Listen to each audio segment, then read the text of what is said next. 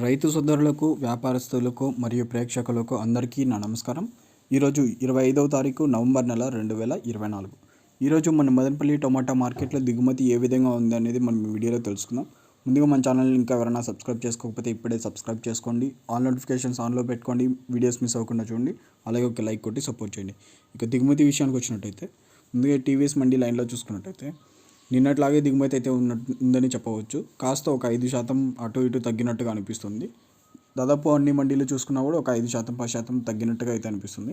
ఇక GPR mandi line, Bhagyalakshmi లైన్లో చూసుకున్నా కూడా నిన్నట్లాగే దిగుమతి అయితే తక్కువగా ఉంది. ఒక 5%, 10% అటు ఇటుగా ఉంది.